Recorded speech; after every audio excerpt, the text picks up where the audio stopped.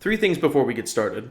Full disclosure, this is easily the most pretentious thing I've written in a very long time, so if you planned on commenting something of that nature by the time you finish the video, don't worry, I already know it.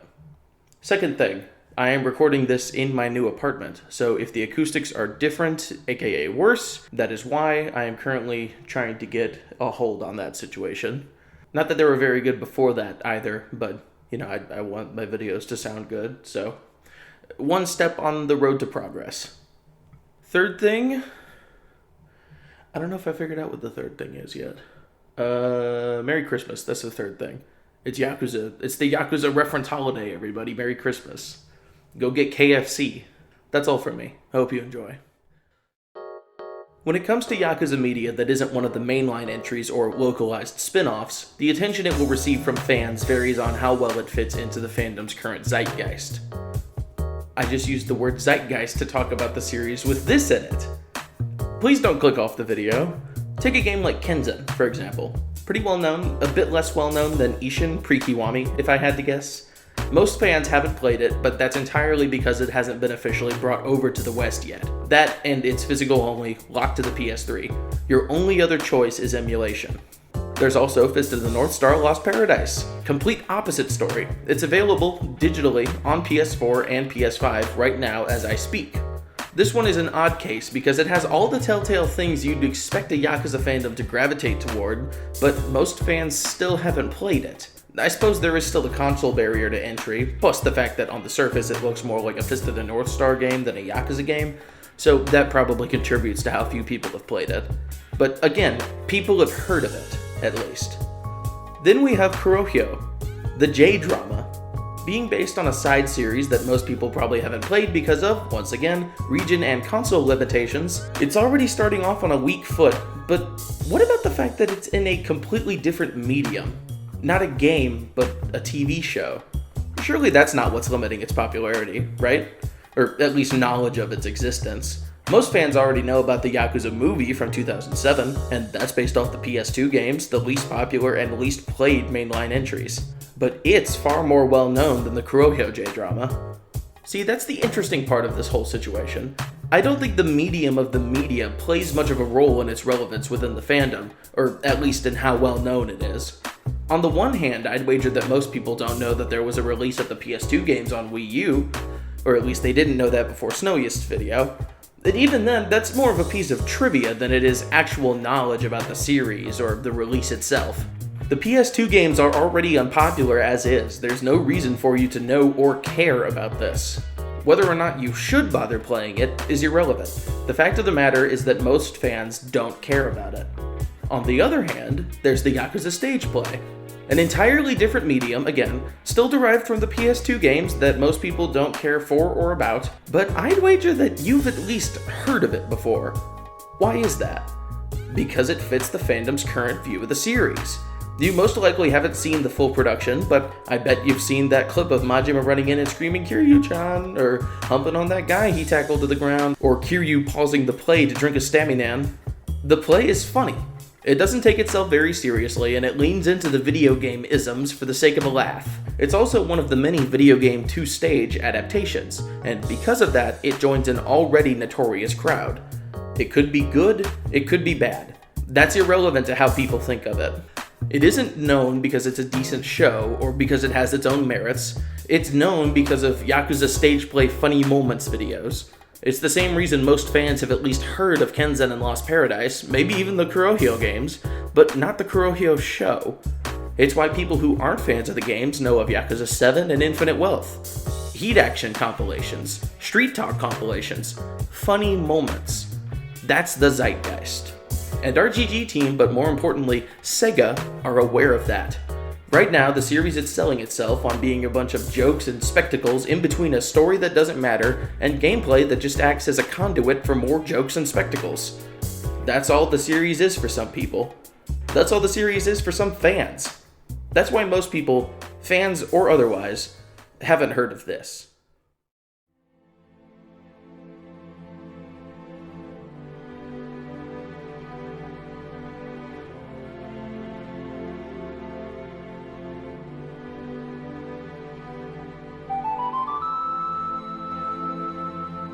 Ryuga Gotoku Joshou, or Like a Dragon Prologue, is a prequel film to the first game, as well as to Takashi Miike's 2007 adaptation of the first game.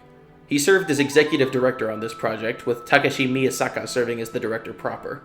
Clocking in at only 42 minutes, it follows Kiryu, Nishiki, and Yumi, showing snapshots of their lives from the early 80s to the night of October 1st, 1995. It is easily one of my new favorite entries in the series. Not one of my favorite movies, not one of my favorite non-game entries, just straight up one of my favorites. From the very start of the film, it captures the essence of Yakuza's atmosphere.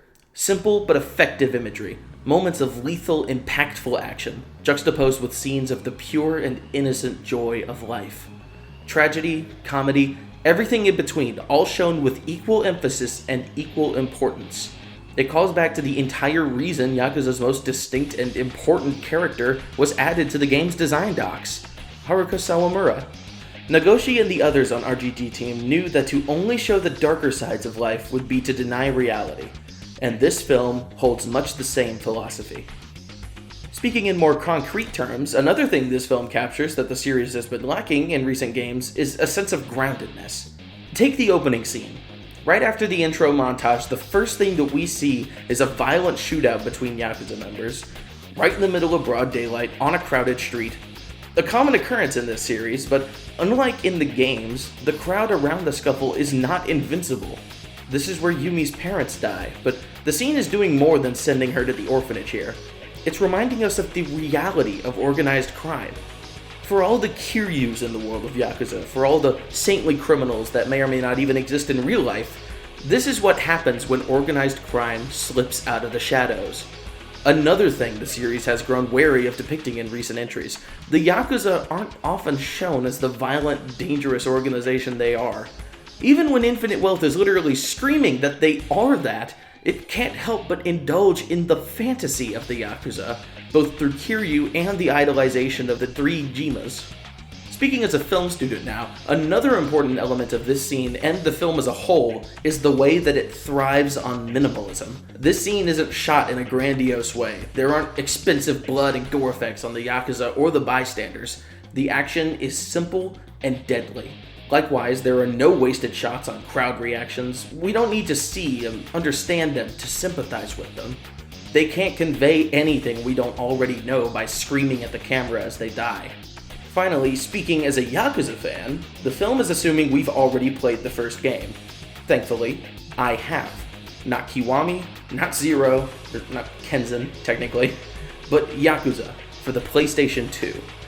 We know that Kazuma houses children whose parents were killed by the Yakuza at Sunflower Orphanage, and this gives closure to a lingering curiosity one might have had after finishing the game.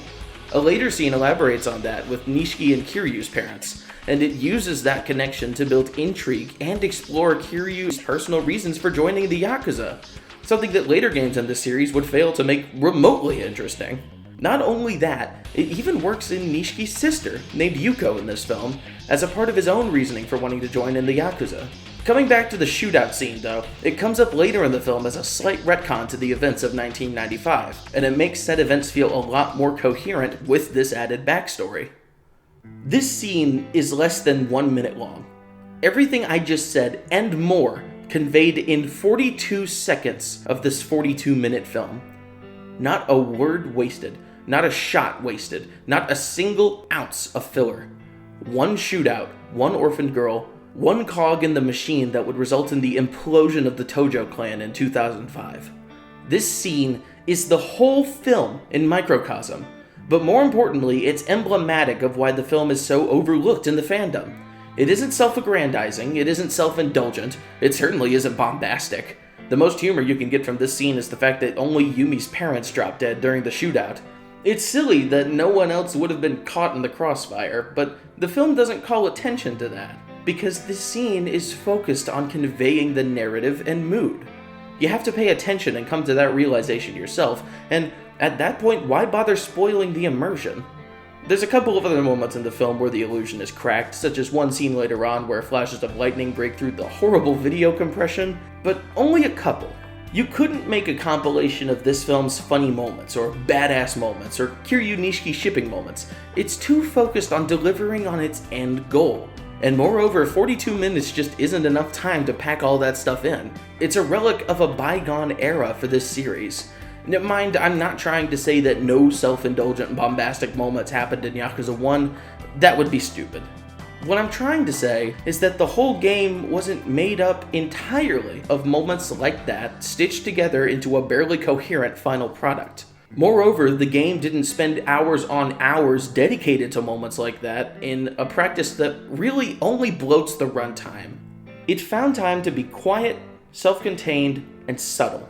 3 things that the series is severely lacking in its current state, and those 3 things are what this film specializes in. Ryuga Gotoku Joshou is packed tight with subtle storytelling, thematic development, and tasteful fan service, all wrapped up in a package you could watch in full on your lunch break.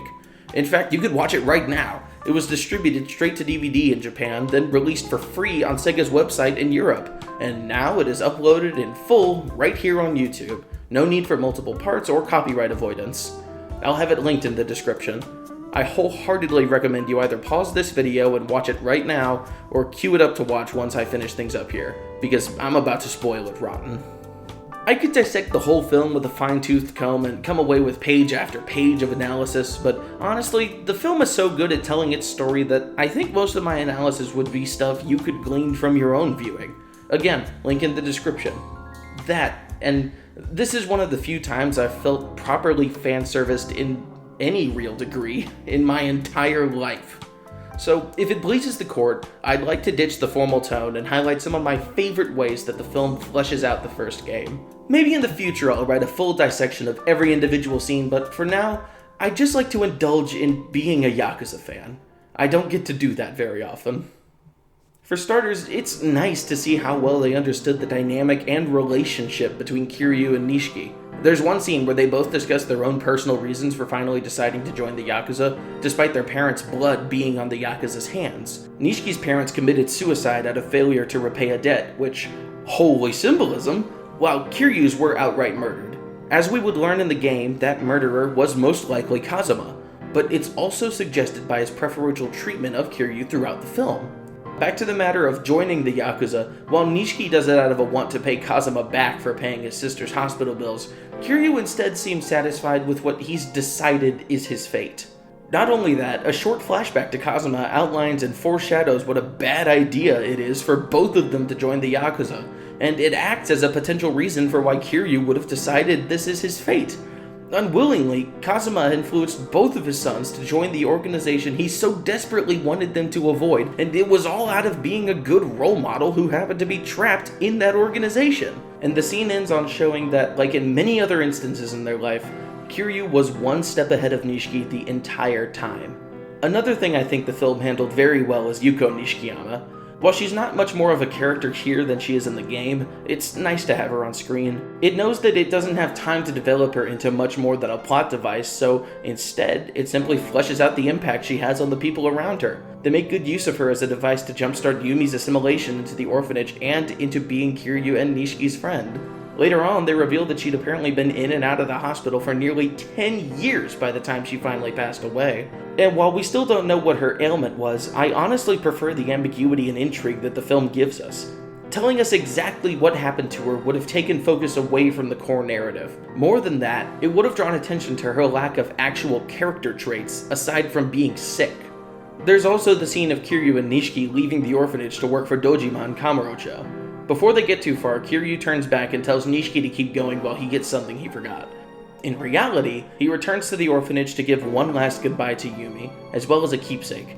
This is easily my favorite addition to the first game that the film makes. In the game, Yumi's ring is an object of intrigue for a moment, but it's quickly brushed to the side as the plot begins. Later on, Shinji recovers it in a final act for Kiryu, and then it finally makes its way back to Yumi as she lays dying. The whole game up to then, we aren't told the true nature of the ring, but before she passes, Yumi finally reveals that it's the one present Kiryu ever gave her. We were never quite told when or how that came to be, but the movie dares to give us an answer. You might be expecting me to say that this is a bad thing because of the whole ambiguity thing I was talking about earlier, but quite frankly, this is perfect. It lines up beautifully with the theme of not running away, as it becomes clear that even though Yumi may have been running from Kiryu in some way or another, Kiryu wasn't doing much better. A single gift out of an unspoken love given as a goodbye gesture. Even with Yumi following Kiryu to Kamurocho, he still never acted on his feelings. It took 25 years for the true nature of that gift to come alive, and by the time it did, it was too late. It's on that note that Kiryu leaves the Sunflower Orphanage for the last time, and as he catches up to Nishiki and easily passes him by, he answers the question Nishiki asked him before he doubled back.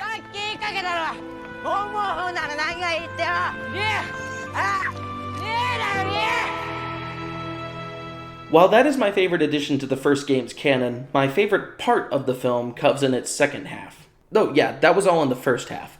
All of that, and so much more, was said in just 20 minutes. This movie is so good. Anyway, the second half of the movie consists of a live-action recreation of the first chapter of the game, stopping right after Kiryu gets sent to jail.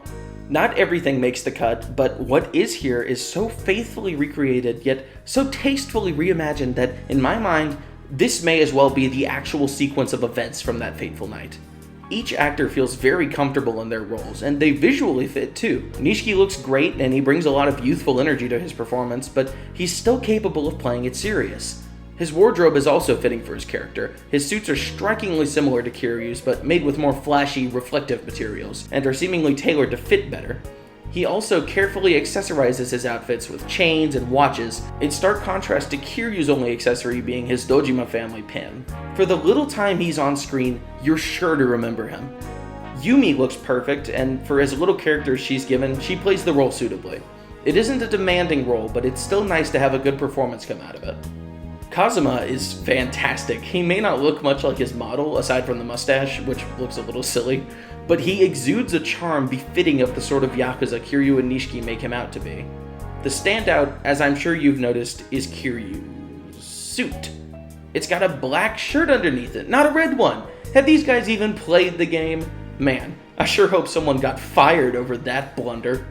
Anyway, he's played by a pro wrestler, both for the sake of doing his own stunts, as few as those are, and for the name recognition. I understand wishing he looked more like the in-game model, but honestly, I'm happy with this reinterpretation of him.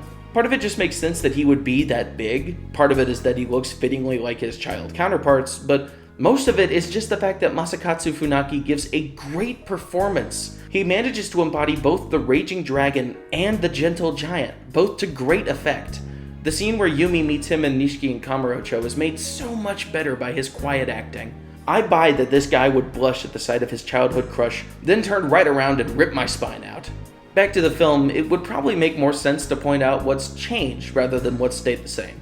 It starts with Kiryu entering Serena with the briefcase he got from Peace Finance. Neither Shinji nor Majima is in this segment of the film, and I do miss them. But in the name of cutting the fluff and keeping focus entirely on the main trio, I'm more than fine with it. As for this scene, it mostly stays accurate to the game, but there's an added bit at the end with Yumi teasing Nishiki over his jealousy of Kiryu. It also continues the visual pattern of Yumi coming between Kiryu and Nishiki, which helps the climax of the game feel more earned. When Kiryu brings the money to Kazuma, they don't make mention of any time skip, so I guess in this version of events he doesn't sleep off as drunk for nearly 18 hours, which is a detail that I do miss. Also missing from this scene is Kashiwagi. Again, a very sad loss, but it keeps the pace up. When Kiryu gets the call about Dojima, it only shows his side of the conversation, then cuts to Dojima strolling right into Serena to kidnap Yumi. This increases the drama of the scene a lot, and it also reveals that Reina in this version of events was the one to call him and let him know, which is a super cool change. Any love for Reina is appreciated in my book. She's easily the most overlooked key character in the events of the first game. It's part of her role as a mole for Nishiki, but it's still nice to see her actively do something for a change. Something that's not dying, anyway. As Kiryu gets up to leave, Kazuma shoots up after him and pulls him back to the couch. The scene made sure to show that he still has his cane, and his movement is fittingly off balance and desperate. Once again, this is a fantastic change that heightens the drama in this scene without feeling artificial. Finally, we arrive at the pivotal moment. There's much less build up here to opening the door to Dojima's room, but the performances help keep things on track. Also helping is that the blocking in this scene is done pretty differently. Dojima's corpse is in a different room from Nishiki and Yumi, so Kiryu sees them well before he sees the body and realizes what's happened. This effectively replaces the buildup of the hallway, so good on them for working with their set instead of forcing all four of them into that cramped room. Things stay much the same from there, but I must draw attention to Kiryu lifting Nishiki to his feet with one hand. We also get a shot of Nishiki and Yumi leaving the building. Seriously though, that's insane. They really got their money's worth going with a pro wrestler. Things mostly go the same from here. Kiryu gets interrogated and has the ring returned to Kazuma, then he gets thrown in the slammer. But there is one extreme difference that, once again, adds so much to this film.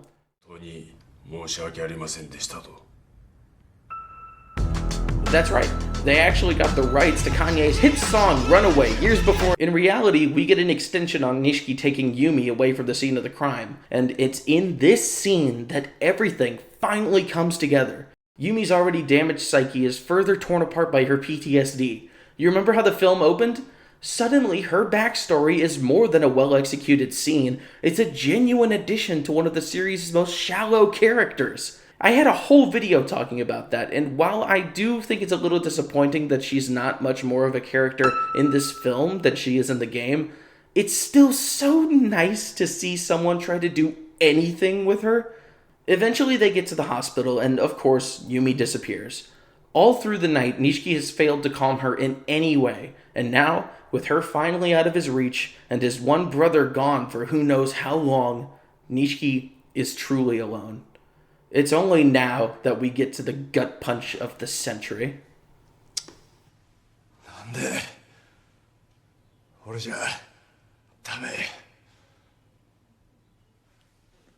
Yumi.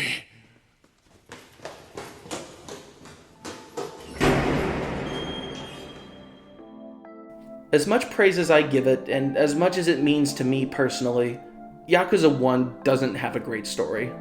Yumi is a plot device, Haruka is mostly comedic relief that gets kidnapped sometimes, several characters die just to push Kiryu closer to the edge, but the game can survive a shallow supporting cast. It cannot survive a villain whose motivation and significance relies on his backstory with no backstory.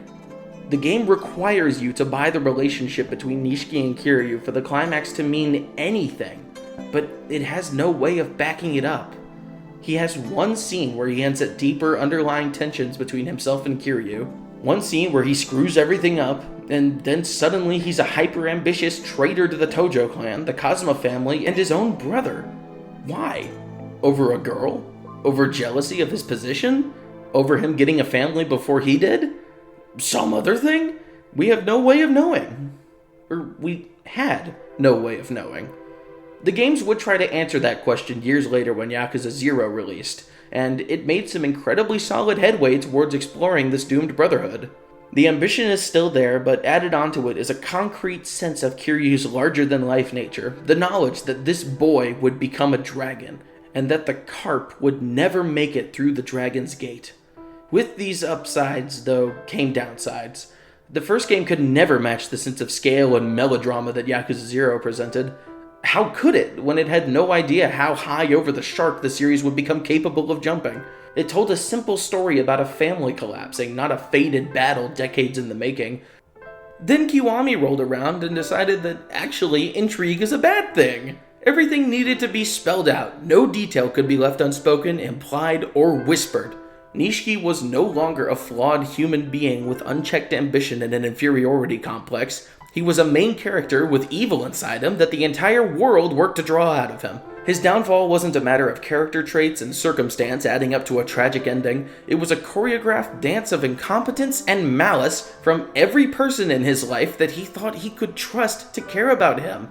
It was using his own off-screen sister against him. No more a character than she was in the first game, where she wasn't even on screen, and yet somehow 10 times more contrived. His downfall isn't a matter of complexity.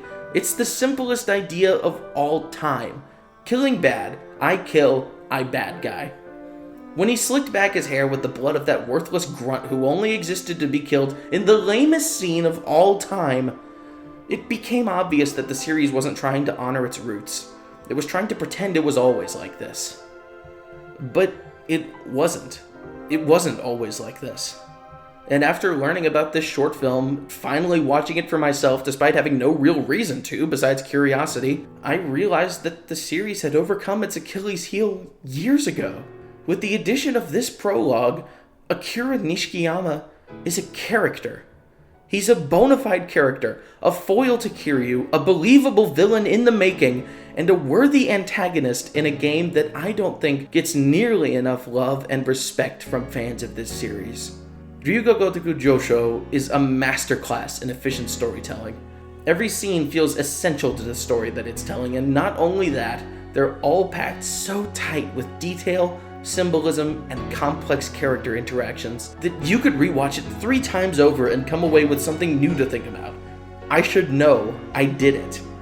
It may not have enough time to flesh out every single part of the story from the first game, or the circumstances leading up to the events of 2005, but I feel confident saying that it completes the story of Yakuza 1. Not only does it do all that, it wraps it up in a damn good film, worthy of the title, Like a Dragon.